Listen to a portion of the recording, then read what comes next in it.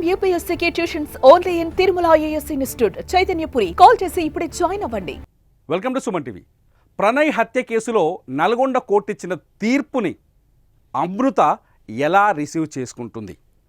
ఇప్పుడు అతిపెద్ద ప్రశ్నగా మారింది ఇదే. ఎందుకంటే అమృత ఈ కేసులో ప్రణయ్కి న్యాయం జరిగిందనుకుంటుందా, లేకపోతే తన కుటుంబం అంతా సర్వనాశనం అయిపోయిందని బాధపడుతుందా?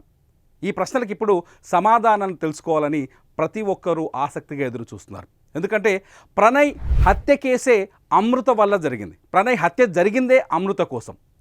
అమృత ప్రణయ్ ప్రేమించి పెళ్లి చేసుకోవడం, ప్రణయ్ దళిత కుటుంబానికి సంబంధించిన వ్యక్తి కావటం, అమృత ఉన్నత వర్గానికి చెందిన వ్యక్తి కావడంతో ఆ పెళ్లి ఇష్టం లేని అమృత తండ్రి మారుతీరావు ఈ హత్య చేయించారు. ఇది స్పష్టంగా పోలీసుల విచారణలో తేలిన విషయం. ఇవాళ కోర్టు చెప్పిన తీర్పు కూడా అది. అమృత ప్రణయ్ దగ్గర ఉన్నంతకాలం, అంటే ప్రణయ్ హత్య జరిగినప్పుడు తన ఎవరైతే ప్రణయ్ని చంపారో వాళ్ళకి కఠిన శిక్ష పడాలని, వాళ్ళకి కూడా అటువంటి శిక్షే పడాలని కోరుకుంది అమృత. చాలా రోజుల పాటు ఆమె కన్నీళ్ళు పెట్టుకుంది. అమృత ఆ టైంలో, ప్రణయ్ హత్య జరిగిన టైంలో తను అప్పుడు ప్రెగ్నెంట్, ఇప్పుడు అమృతకి కొడుకు కూడా ఉన్నారు.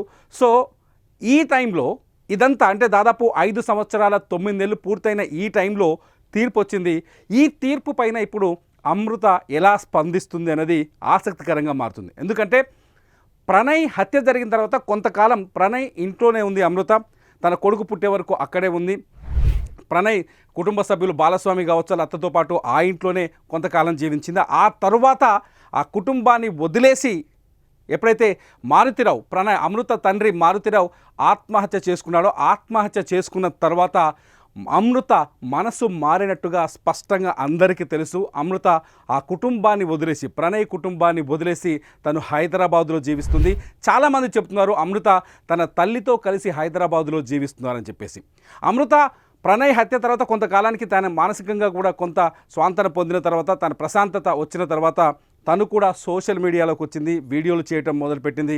అమృత సోషల్ మీడియాలో చాలా యాక్టివ్గా కనిపిస్తున్నారు. ఈ తరుణంలో తన తల్లితో, అంటే ప్రణయ్ కుటుంబాన్ని వదిలేసి తిరిగి తన తండ్రి కుటుంబం దగ్గరికి చేరిన అమృత ప్రస్తుతానికి ప్రశాంతమైన జీవితాన్ని గడుపుతున్నారు. ఈ సందర్భంలో ప్రణయ్ హత్య కేసులో వచ్చిన ఈ తీర్పుని అమృత ఎలా స్వీకరిస్తుందనేది అతిపెద్ద ఆసక్తికర ప్రశ్నగా మారుతుంది. ఎందుకంటే ఎవరైతే ప్రణయ్ హత్య కేసులో నిందితున్నారో, సుభాష్ శర్మ కిరాయి హంతకుడు, అతను బీహార్ నుంచి వచ్చిండు. అట్లాగే మిగతా 6 నిందితుల్లో 5 మంది కూడా ఈ సుభాష్ శర్మకి రెగ్యులర్గా సుపారీ ఇచ్చి ఈ హత్యలు చేయించే గ్యాంగ్స్గా పోలీసులు తేల్చారు. కానీ ఇదే మొత్తం మిగిలిన 7 మందిలో A1గా అమృత తండ్రి మారుతీరావు ఉంటే A8గా 8వ నిందితుడిగా అమృత సొంత బాబాయ్ శ్రవణ్ కూడా ఉన్నారు. సో ఇప్పుడు శ్రవణ్ కూడా యావజ్జీవ శిక్ష పడింది. శ్రవణ్ జైలుకి వెళ్లాల్సిన పరిస్థితి ఏర్పడింది. ఈ నేపథ్యంలో అమృత ఈ తీర్పుని ఎలా స్వాగతిస్తుందనేది అతిపెద్ద ప్రశ్నగా మారింది. ప్రణయ్ని అమృత పెళ్లి చేసుకోవడం వల్ల అతిపెద్ద, అంటే చేసుకున్న తర్వాత జరిగిన ఈ మొత్తం ఉదంతంలో 2 కుటుంబాలు పూర్తిగా నాశనమయ్యాయి. ఒకటి ప్రణయ్ కుటుంబం, ప్రణయ్ దారుణంగా హత్యకు గురి కావడం, వాళ్ళ తల్లిదండ్రులు ఇప్పుడు తీవ్రమైన మనోవేదనలో, బాధలో మిగిలిపోవడం. రెండోది వచ్చేసి అమృత కుటుంబం, అమృత తండ్రి మారుతీరావు ఆత్మహత్య చేసుకొని ప్రాణాలే వదిలేయటం. ఆ తర్వాత అమృత బాబాయ్ శ్రవణ్ ఇవాళ యావజ్జీవ శిక్షతో జైలు శిక్ష అనిపించడం. మొత్తానికి అమృత ప్రణయ్ల పెళ్లి ఊహించని ఉపద్రవానికి కారణమైంది, ఊహించని పరిణామాలకు దారితీసింది. ఈ నేపథ్యంలో ప్రణయ్ హత్య కేసు పైన కోర్టు చెప్పిన తీర్పుని అమృత ఎలా స్వీకరిస్తుంది, ఎలా రియాక్ట్ అవుతుంది అన్నది ఇప్పుడు ఆసక్తికరంగా మారింది. ఎందుకంటే ఈ హత్య జరిగి దాదాపు 6 ఏళ్ళు కావస్తుంది. 5 సంవత్సరాల 9 నెలల పాటు విచారణ జరిగిన తర్వాత 5 సంవత్సరాలతో ఈ తీర్పు వచ్చింది. కోర్టు అనేక మంది సాక్షులు విచారించిన తర్వాత తీర్పు వచ్చింది.